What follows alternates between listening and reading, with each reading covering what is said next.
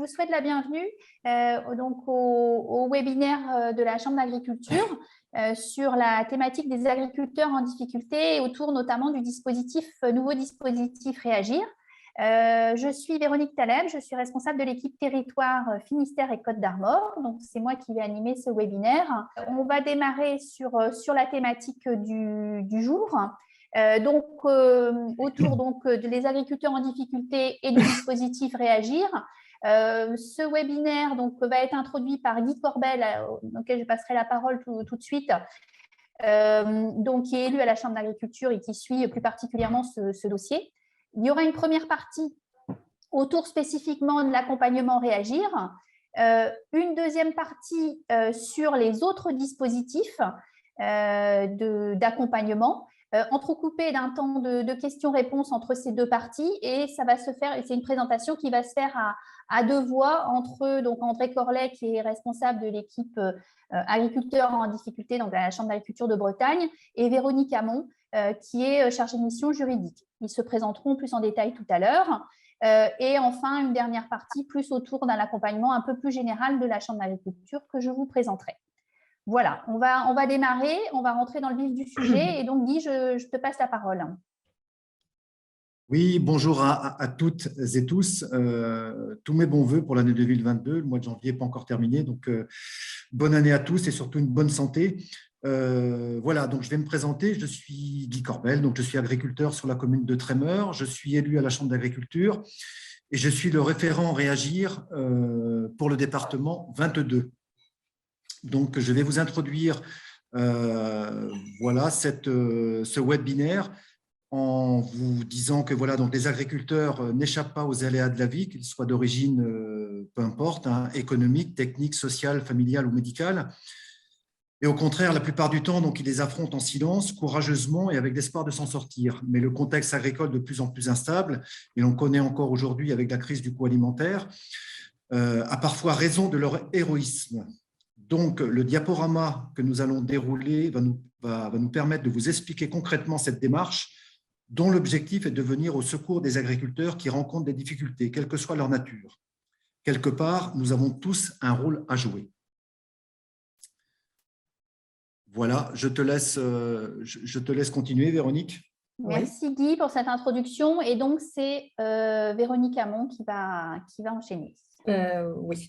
Alors, en ce qui concerne la prévention et la détection des difficultés, il faut savoir que dans chaque département, donc là, je parle pour l'ensemble de la Bretagne, il existe 3 dispositifs de prévention et d'accompagnement des agriculteurs qui sont confrontés à des difficultés. Donc, ces 3 dispositifs coexistent. Donc, c'est ce qu'on a représenté sur le petit schéma, les petites bulles là que vous avez. Donc, on a bien sûr la cellule Réagir, qui est une cellule professionnelle qui est pilotée par la Chambre d'agriculture régionale, avec des connexions avec la cellule d'accompagnement AREA.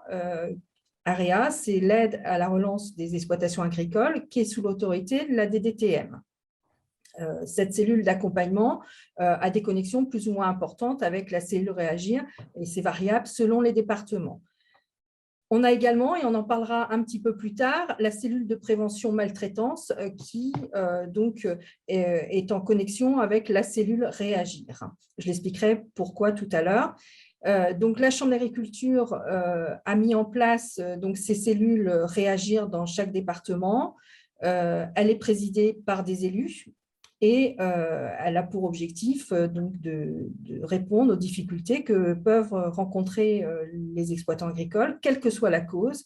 Et on y reviendra un petit peu plus tard en détail. Ça peut être des causes techniques, économiques, financières ou sociales et qui peuvent conduire à des situations d'épuisement personnel. En ce qui concerne les missions de cette cellule, tout d'abord, c'est dans un premier temps coordonner une détection et une veille des besoins d'accompagnement. Donc ça, c'est une des priorités, c'est détecter les exploitants agricoles et ce n'est pas forcément une mission toujours très facile. C'est de centraliser cette détection avec une personne identifiée et un téléphone unique. Donc c'est le rôle de l'animateur de la cellule Entragri. Et en fonction donc, des problématiques et des besoins de l'exploitant, c'est échanger avec les partenaires pour proposer un accompagnement qui va être adapté à la situation et orienté ensuite vers la DDTM pour valider éventuellement un audit d'exploitation avec des aides d'État. C'est aussi orienté politiquement, animer l'accompagnement avec les partenaires, mais aussi communiquer donc, sur les actions qui peuvent être mises en place donc, de cette cellule. Et tout ça dans un objectif de repérer le plus tôt possible les exploitants qui seraient en difficulté. Les cellules réagir peuvent prendre deux formes. Donc, elles vont fonctionner en règle générale tout au long de l'année en comité restreint, donc avec donc, un certain nombre de membres, donc la Chambre d'agriculture, la MSA, les DDTM, les DDPP et les conseils départementaux pour échanger sur les dossiers en toute confidentialité. Donc, en général, selon les départements, c'est des réunions qui peuvent se dérouler au moins une fois par trimestre. Et là, si je fais ça, ça fait quoi? Et puis, alors, merci de couper vos micros parce que je ne retrouve pas qui a son micro ouvert là. Donc, voilà, pour la qualité des échanges. Ouais. Ensuite, aussi, une fois par an, on réunit les cellules réagir et on l'ouvre aux partenaires de l'agriculture pour partager les enjeux et fédérer sur les actions de prévention et de détection. Donc, au moins une fois par an. Alors, comment la cellule est contactée? Alors, on a mis tout en haut les différentes possibilités. Donc, ça peut être soit l'appel d'un agriculteur qui est en situation de fragilité, soit l'appel d'un conseiller ou technicien d'une organisation agricole. Ça peut être aussi les membres de la cellule qui relaient effectivement les alertes qu'ils peuvent avoir de leur côté. Et ça peut être aussi l'appel d'un élu ou d'un proche. Ce qu'on souhaiterait, c'est que dans l'avenir, on puisse avoir les exploitants qui nous contactent davantage, puisque aujourd'hui, les exploitants ont toujours du mal et il y a toujours des freins à prendre contact pour exposer ces difficultés. La cellule réagir, donc il y a un contact par département. Donc, on vous transmettra ensuite donc, le flyer qui retrace un peu les missions de cet accompagnement réagir. Donc, l'objectif, c'est de proposer à l'exploitant une écoute et un accompagnement, et tout ça en confidentialité. Et donc ensuite, selon les situations, on peut donc missionner un expert, donc entreprise en difficulté de la Chambre, qui pourra réaliser un audit de la situation et ou, selon la problématique, orienter vers d'autres partenaires. On va proposer à l'agriculteur un regard pour avis sur son dossier avec des pistes de redressement et, le cas échéant, on l'accompagnera pour solliciter les aides possibles dans le cadre de la cellule d'accompagnement qui est pilotée par la DDTM.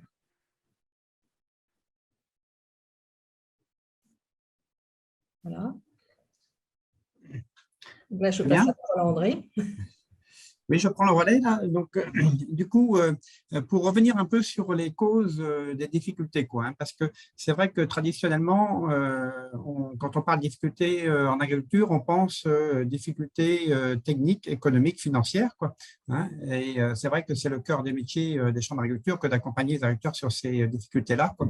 Mais on sait très bien que les causes sont beaucoup plus complexes et en fait, les causes peuvent être au niveau déjà personnel par des aléas que les agriculteurs peuvent vivre personnellement. Donc, ça peut être lié à des difficultés d'ordre familial, quoi, des problèmes d'accident de la vie, donc ça peut être lié à des séparations, des décès, des problèmes de santé, hein, qui vont impacter aussi directement le bon fonctionnement de l'exploitation, quoi, hein. Et puis, dans les collectifs, dans les sociétés, eh bien, ça peut être aussi des problèmes d'entente entre les associés, quoi, hein. Il y a bien sûr aussi au niveau des exploitations, quoi, hein, des difficultés qui peuvent être d'ordre sanitaire, hein, qui, compte tenu de la taille des cheptels aujourd'hui, qui peuvent avoir des conséquences importantes, quoi, hein. Et puis, bien sûr, les causes externes à l'exploitation, hein, c'est la conjoncture économique. Hein. Actuellement, on voit bien l'impact qu'ont les marchés, quoi, à la fois au niveau des charges, mais aussi sur les produits, quoi, hein. Donc, un impact direct sur les revenus des exploitants agricoles, quoi, hein. Mais aussi, il peut y avoir des difficultés d'ordre liées à la réglementation, quoi, avec là pour le coup des difficultés à intégrer les nouvelles normes qui peuvent être donc demandées par les agriculteurs, quoi, hein, ou liées à des attentes sociétales, où là, eh bien, certains agriculteurs, oui, peuvent avoir rencontré une certaine pression, quoi, liée à ces demandes-là, et puis des remises en cause aussi de leur métier, quoi. Donc, tout ça, on voit bien que c'est un ensemble de causes, hein, qui peuvent être identifiées, quoi. Bon, généralement, les agriculteurs, en tant que chefs d'entreprise, ils savent gérer, hein, les difficultés quand elles sont ponctuelles, temporaires, quoi, hein. Mais lorsque bien des causes de difficultés sont multiples, c'est là que effectivement nous on a tout à fait un rôle à jouer, quoi, parce que de par notre fonctionnement en réseau, on va pouvoir aider l'agriculteur à mieux trouver des solutions. Alors concrètement, en fait, c'est après, lorsqu'il y a un signalement, hein, quel que soit d'où il vient, nous, notre rôle est déjà de prendre contact, hein. Donc, prendre contact avec l'agriculteur, l'écouter, hein, mieux comprendre sa situation et pouvoir déjà identifier quelles sont justement les causes de difficultés, quoi, hein. Et avant d'engager un travail vraiment d'audit, on va essayer de traiter effectivement des causes ou des urgences, hein, qu'il peut y avoir, hein, parce que parfois, bon, si c'est d'ordre social, eh bien là, on travaille en lien direct avec les travailleurs sociaux de la MSA, quoi. Mais on peut avoir aussi parfois certaines urgences parce qu'il y a un risque de rupture d'approvisionnement, hein, soit en aliments, soit un risque de coupure d'électricité. Hein, et dans ce cas-là, on agit déjà sur ces causes-là. Ensuite, on peut bien sûr travailler. On a la chance, nous, au niveau de la Chambre d'agriculture, d'avoir différents services avec de multiples compétences, quoi. Donc, s'il y a des problématiques techniques ou des problématiques d'entente, on a des dispositifs, hein, dont on va vous parler, agrimédiation, accompagnement technique ou solutions travail, quoi. Donc, une fois cette première approche réalisée, après, on peut se centrer davantage sur justement le fonctionnement de l'exploitation en faisant un audit global de l'exploitation pour bien analyser tous les postes de l'exploitation et voir quels sont là où se situent les difficultés, là où on a des leviers possibles pour améliorer les résultats.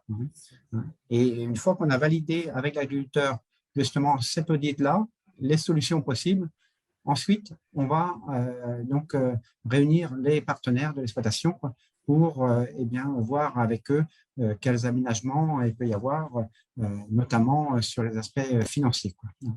Et puis, s'il le faut, on peut utiliser différents dispositifs juridiques, hein, c'est le règlement amiable agricole ou des procédures collectives, hein, qui peuvent nous appuyer, quoi, hein. On a eu dans la conférence de presse il y a une dizaine de jours, quoi, le témoignage d'un agriculteur qui avait justement eu recours au redressement judiciaire, quoi, pour résoudre ces difficultés, quoi. Et puis, bon, dans certaines situations, la question de la poursuite ou pas de l'exploitation va se poser, quoi. Et là, dans ce cas-là, là aussi, on va accompagner l'agriculteur dans sa réflexion, quoi. On va pouvoir en reparler. Là, ce sont les formations, par exemple, continuer à se convertir, qui vont aider l'agriculteur à mieux faire son choix, quoi. Et puis, une fois que la décision est prise de se reconvertir, là aussi, on va l'accompagner pour que cette reconversion se passe au mieux. Alors, concrètement, hein, pour situer un petit peu notre activité, c'est environ 400 nouveaux signalements que l'on a chaque année au niveau de la Bretagne. Alors, ces 400 signalements-là ne vont pas forcément donner lieu tous à un accompagnement par la Chambre d'agriculture, mais donc, comme je le disais, donc ça va donner lieu, en tous les cas, à une prise de contact, et puis on va orienter vers la structure qui va être la mieux à même de répondre aux difficultés. La question est parfois posée de savoir sur quelle production on a le plus de difficultés. En fait, voilà, suivant, c'est vrai que ça va dire un peu la conjoncture, mais on voit bien que eh bien, les difficultés, on les voit vraiment dans tout type d'exploitation, tout type de production et de classe d'âge. Quand on regarde de plus près, on voit bien que tout est similaire un petit peu à la photographie de l'agriculture en Bretagne. Les origines de signalement. Alors, c'est vrai que, en fait, c'est rarement l'agriculteur qui nous appelle directement. C'est moins de 10% des signalements qui viennent de l'agriculteur lui-même. Par contre, là, donc, on a un certain nombre de signalements qui viennent des partenaires de la cellule Réagir, l'administration, les collègues de la Chambre d'agriculture, bien sûr, et le service de DE. Et puis, bien de plus en plus, du fait qu'on communique aussi beaucoup auprès de nos partenaires, on a les centres comptables, les banques, et puis les autres organismes économiques qui eh bien, nous signalent à ce moment-là des cas. Et donc, voilà, chaque année, en fait, on accompagne environ 500 exploitations parce que certaines exploitations aussi sont accompagnées sur plusieurs années parce que, suivant les problématiques, il faut parfois du temps pour trouver aussi des solutions. Donc, concrètement, pour mener ce travail-là, c'est une équipe de 10 conseillers qui sont répartis sur l'ensemble du territoire breton. Donc là, vous avez la carte. Vous l'aurez aussi parce qu'on vous transmettra le flyer avec cette carte qui vous donne les territoires de chaque conseiller. Et puis, donc, nous avons donc pour chaque département une animatrice Réagir que vous voyez s'afficher là, une par donc sur chaque département. Et là aussi, vous aurez les coordonnées. Et puis, cette équipe-là, donc on a dit que c'est une équipe de 10 conseillers, 10 conseillers, conseillères, et puis donc appuyée par Véronique Hamon, qui, elle, est juriste. Alors, les portes d'entrée, c'est bien sûr la cellule Réagir. C'est aussi pour les agriculteurs qui donc, sont en plus en fragilité et qui recherchent un soutien psychologique. Le contact Agri-Écoute, donc un service de la MSA qui est ouvert 24 heures sur 24 et qui peut être aussi donc, une bonne porte d'entrée pour les agriculteurs en difficulté.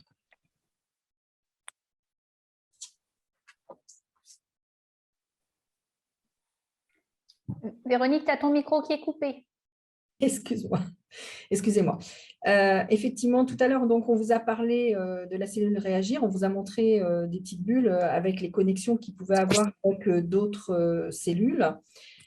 Donc, a été mis en place récemment également une cellule de prévention et de lutte contre la maltraitance au niveau de chaque département de la Bretagne.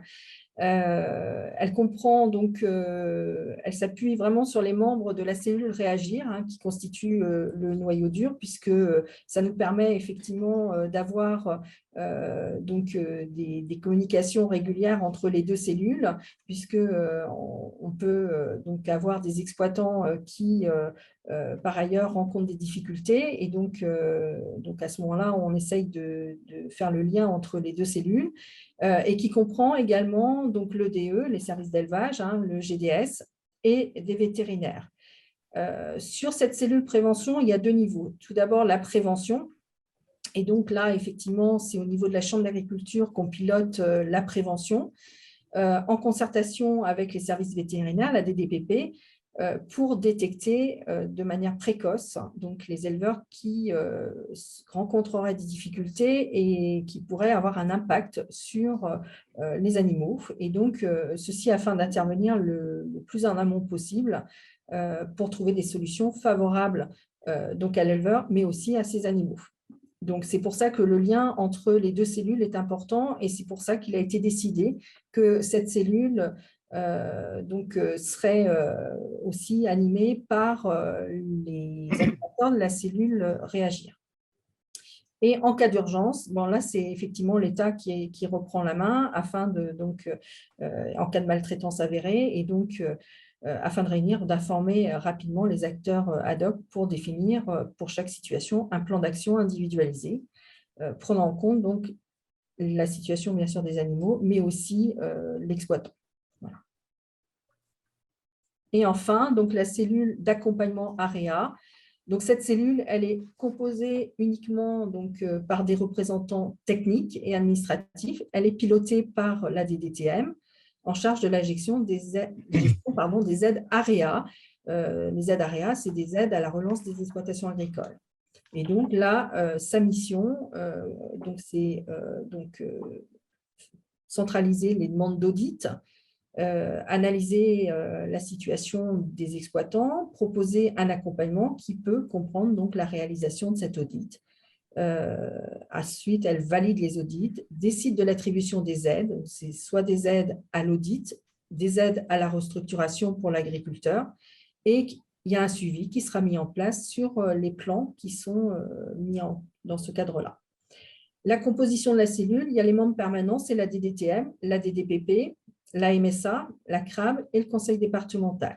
Et ensuite, viennent s'ajouter à cette cellule, pour les dossiers qui les concernent, les banques, centres de gestion et solidarité paysanne.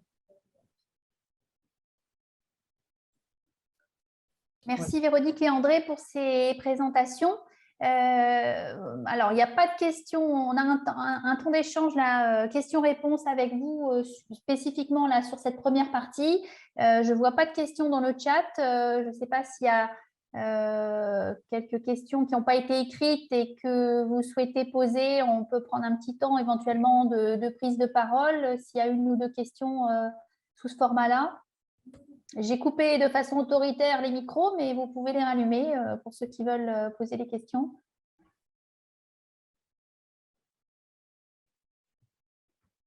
Bon, eh ben, c'est que tout a été très clair sûrement, ou que les questions arriveront après.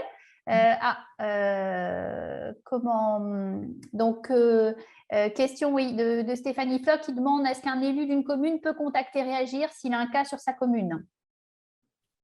Oui, tout à fait. Un élu peut tout à fait nous contacter pour nous exposer une situation et donc afin que la situation puisse effectivement être accompagnée donc en fonction de ce qui sera nécessaire. Oui. Donc, pour le coup, on y reviendra dans la conclusion aussi sur effectivement le rôle que vous pouvez avoir en tant qu'élu des collectivités. On va le réaborder. Oui, et donc on communiquera notre flyer avec voilà, tout à fait. Téléphone. Écoutez, ce que je vous propose, c'est qu'on continue à ce moment-là sur la seconde partie, qui est d'élargir finalement aux autres dispositifs qui existent. André, si tu veux bien, passe, voilà. Et donc, Véronique, je te relaisse la main. Voilà. Alors, effectivement, dans le prolongement des cellules donc Réagir et de l'accompagnement Réagir, on vous a fait part qu'il pouvait avoir d'autres accompagnements. Donc, André en a cité déjà quelques-uns tout à l'heure. Parmi ces autres dispositifs donc, dans lesquels la Chambre est partie prenante, on va retrouver donc, la médiation via Agrimédiation de Bretagne, la formation continuée ou se reconvertir, l'aide à la reconversion professionnelle et les aides de la MSA. Donc là, en ce qui concerne donc Agrimédiation Bretagne, c'est géré par la Chambre d'agriculture. Elle propose donc des médiations avec pour objectif d'aider à la résolution de conflits entre collectifs d'exploitants. Donc c'est un outil de médiation pour et par des agriculteurs et des agricultrices. Donc, ça permet donc d'intervenir lorsqu'on a, par exemple, des mésententes entre associés. Où là, si effectivement les parties sont d'accord, ils pourront faire appel à un médiateur.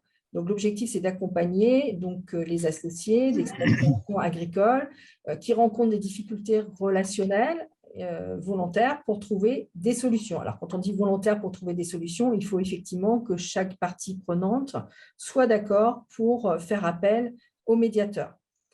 La médiation, elle est pratiquée par des pairs, agriculteurs et agricultrices, qui peuvent être soit en activité, soit à la retraite, et qui sont spécifiquement formés à la médiation, qui doivent respecter et qui sont engagés dans une charte de déontologie, et ils interviennent de manière générale en binôme. Donc, ce dispositif est piloté par les chambres d'agriculture, par la chambre régionale d'agriculture, avec des animatrices du dispositif dans chaque département. Les partenaires du monde agricole sont ambassadeurs du dispositif. Ensuite, on a les formations continuer ou se reconvertir, donc pour pouvoir à un moment donné effectuer un choix. L'objectif, c'est de prendre le temps en dehors de l'environnement de l'exploitation pour prendre du recul, réfléchir, cheminer, se préparer donc pour aller éventuellement vers un changement.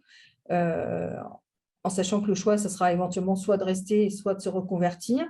C'est des formations qui sont à destination d'agriculteurs qui peuvent rencontrer des difficultés financières, mais pas que dans cette situation-là. On peut aussi avoir des exploitants qui rencontrent des problèmes de santé ou qui ont une motivation pour changer de métier. On n'a pas forcément que des agriculteurs en difficulté. Et en général, on en a à peu près une 8aine par département, hein, et ça se déroule à raison de 2 sessions par an, donc 3 jours en formation en résidence et 1 jour sans résidence, avec prise en charge de l'ensemble des frais, y compris le remplacement sur l'exploitation. Et c'est une formation qui est conduite en partenariat avec la MSA. Donc 25% des agriculteurs et agricultrices à l'issue de cette formation décident d'arrêter et 75% continuent. Donc c'est vraiment une formation qui est intéressante parce que ça permet vraiment de se poser des questions, de réfléchir et puis aussi de rencontrer d'autres personnes qui sont dans cette même réflexion. Voilà. Enfin, la reconversion professionnelle, donc là, c'est une aide d'État. Ça s'adresse aux agriculteurs en difficulté ou avec absence de revenus qui cessent leur activité. Et on peut avoir prise en charge d'aide, à condition bien sûr de remplir les conditions, d'aide qui peuvent aller de 3 100 €, voire 4 650 € s'il y a un déménagement après la cessation d'activité. Et puis, on travaille bien évidemment sur la majorité des dossiers avec les travailleurs sociaux de la MSA.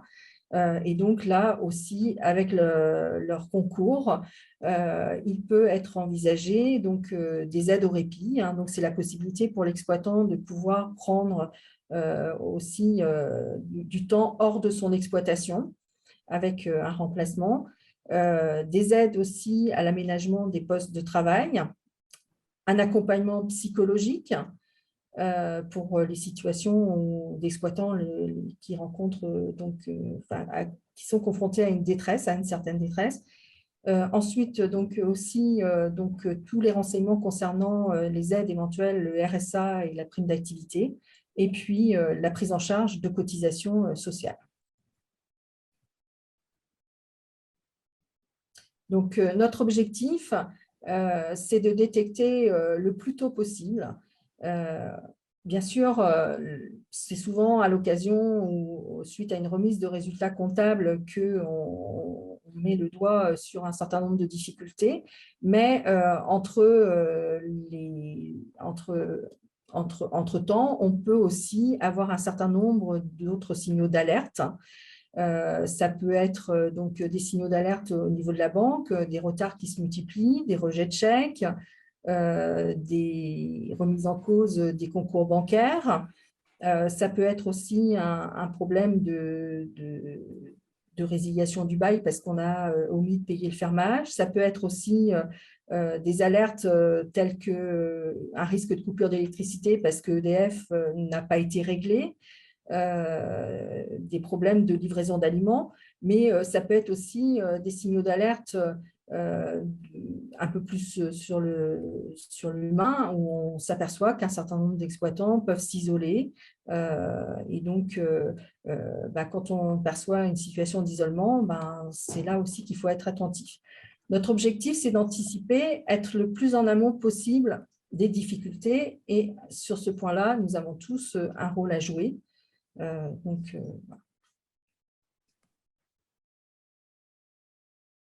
Et donc, en conclusion, nous sommes tous concernés et si effectivement aussi à votre niveau, et l'un posait la question tout à l'heure si les élus pouvaient nous contacter, oui, évidemment, vous pouvez nous contacter. Si vous avez connaissance d'une situation, n'hésitez pas à leur faire part que ce dispositif existe. On vous remettra donc le flyer avec toutes les coordonnées et toute l'information sur notre dispositif. Effectivement, on compte sur vous pour les informer.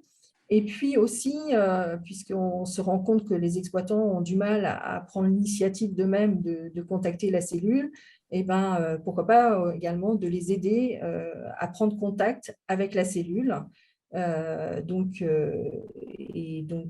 Si effectivement ils ont du mal à effectuer la démarche, on peut, si effectivement vous nous le signalez et que vous nous informez que l'exploitant est d'accord pour être contacté, on pourra le contacter directement. Voilà. Ok, merci Véronique. Donc, on a une nouvelle phase de questions-réponses. Alors, il y avait des questions qui sont arrivées un petit peu après, là, quand tu as redémarré la présentation de la deuxième phase, sur lesquelles on va revenir. Donc, une question autour de l'information. Est-ce que l'information a été distribuée à l'AMF, donc aux associations des maires départementaux? Alors, je sais, alors, pour le coup, au niveau du webinaire, ils sont tous les maires étaient destinataires de l'information et les AMF également. Maintenant, je ne sais pas si, parce qu'il y a un plan de communication global autour de la mise en œuvre de Réagir. André, est-ce qu'ils sont destinataires aussi de ces éléments au-delà de ce webinaire ? Alors, il n'y a pas eu encore de démarche au niveau, en tout cas au niveau régional, quoi. Il y a pu en avoir localement sur certains départements, mais c'est vrai que je pense par exemple sur le Morbihan, où il est prévu qu'il y ait des réunions plus en local, avec invitation des élus locaux. Mais bon, ça peut être une démarche effectivement qu'on peut engager auprès de l'association des maires, bien sûr. Oui, bonjour Olivier Bréban, c'est moi qui ai posé cette question au département. Oui.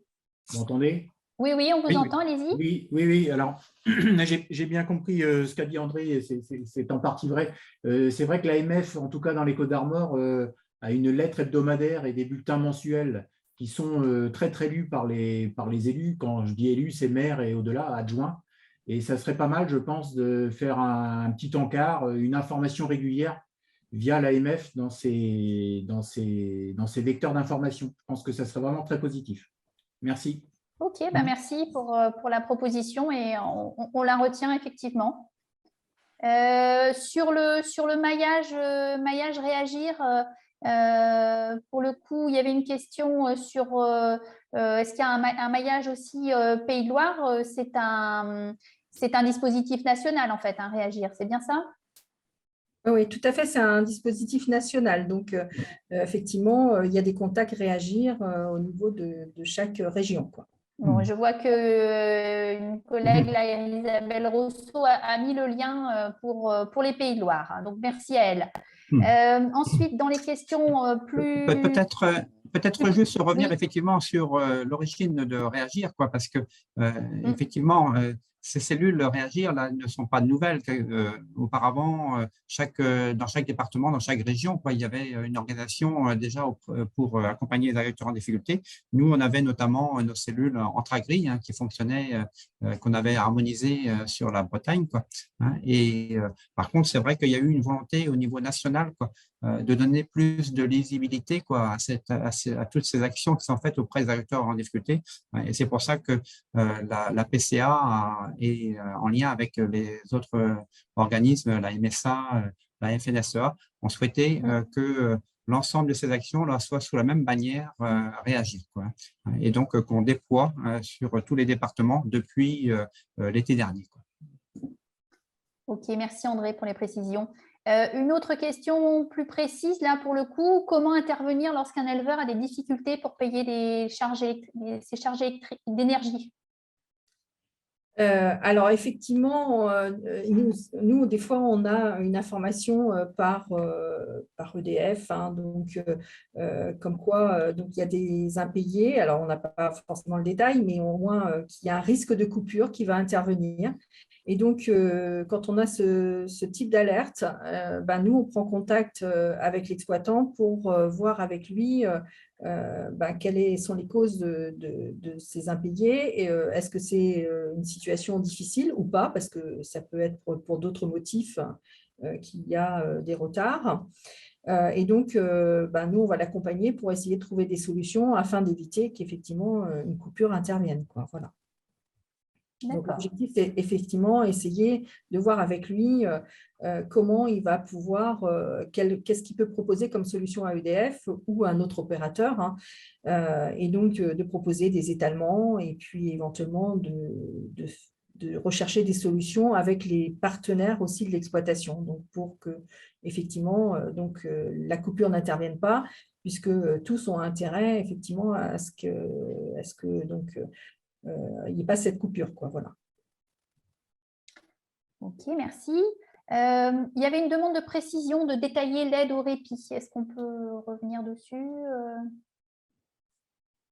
Alors, l'aide au répit, c'est une aide qui est proposée par la MSA, où donc un exploitant qui se retrouve en situation d'épuisement professionnel peut bénéficier d'un certain nombre de jours pour pouvoir prendre du recul.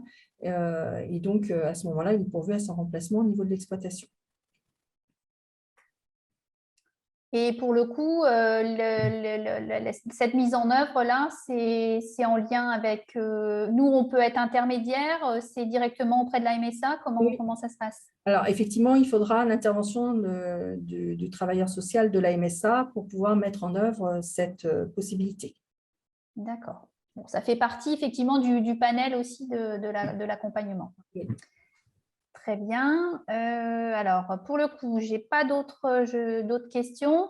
Je ne sais pas si, voilà, effectivement, l'idée, c'était aussi de montrer au travers de cette présentation que nous sommes effectivement tous concernés et qu'au niveau des collectivités, en tant qu'élus, effectivement, vous avez souvent la connaissance peut-être de difficultés, d'agriculteurs en difficulté, donc d'être le relais justement, de connaître ce dispositif pour être le relais.